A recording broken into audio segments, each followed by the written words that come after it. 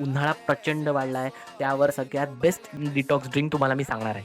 नमस्कार मित्रांनो, माझं नाव आहे साहिल वास्के. तुम्हाला तर माहितीच आहे. मी तुमचं स्वागत करतोय आपल्या या डिसेंट टू हेल्दी लाईफस्टाईलच्या पार्ट 7 मध्ये. आणि हा पार्ट आपला बेस्ट असणार आहे, तो म्हणजे वॉटर इनटेकवर. तर उन्हाळ्यामध्ये सगळ्यात बेस्ट डिटॉक्स ड्रिंक आहे. भरपूर पाणी प्या.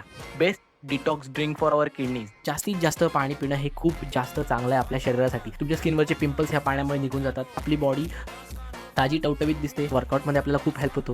ह्या गरमीच्या दिवसातनं जास्तीत जास्त तुम्हाला जेवढं जमेल तेवढं जास्त पाणी प्या. आजचा आपला टास्क हाच असणार आहे की आपण जास्तीत जास्त पाणी पिण्याचा प्रयत्न करायचा आहे. डेली तुम्हाला 3 ते 4 लिटर पाणी पिणं गरजेचं आहे. थांबा. मी सांगतो तुम्हाला कसं पाणी प्यायचंय. तुम्हाला ब्रेकफास्टच्या वेळी 2 ग्लास पाणी प्यायचं, ज्यामध्ये तुमचं अर्धा लिटर पाणी ऑलमोस्ट कंप्लीट होईल. ड्युरिंग लंच थोडं. त्यानंतर जेवण झाल्यानंतर अर्ध्या तासाने तुम्हाला थोडं पाणी प्यायचंय. अर्ध्या तासाने पाणी मी का सांगतोय, कारण का आपल्या पोटातले जे लिक्विड एन्झाईम्स असतात, ज्यामुळे आपलं अन्न पचन होतं, ते एन्झाईम जर आपण जेवल्यानंतर लगेच खूप जास्त पाणी प्यायलो तर ते काम खूप स्लो होतं. खूप जणांना गॅसचा प्रॉब्लेम असेल तर त्याचं रिझन हेच आहे की तुम्ही जेवल्यानंतर खूप सारं पाणी पिताय. जेवण तुमचं पूर्ण झाल्यावर तुम्हाला बस 2 घोट पाणी प्यायचं आहे, ज्यामुळे आपली जी आतली रसायन असतात ती व्यवस्थित कामं करतील. त्यानंतर अर्ध्या तासानं तुम्ही एक छोटासा वॉक घेतलात, नंतर तुम्ही थोडं पाणी प्यायचं, अर्धा लिटर किंवा त्यापेक्षा थोडं कमी देखील पिऊ शकता. असं तुमचं दिवसभराचं 1.5 लिटर पाणी कंप्लीट झालंय. हेच 1.5 लिटरचं शेड्यूल रात्री आणि संध्याकाळच्या वेळेत दोन्ही टाईमला कंप्लीट करायचं. झोपायच्या आधी थोडं पाणी प्यायचं. तुमचं टोटल 3-4 लिटर पाणी पोटात जाईल. तुमच्या डाएट बरोबर, तुमच्या वर्कआउट बरोबर, तुमच्या स्लीप सायकल बरोबर, तुमच्या न्यूट्रिशन्स बरोबर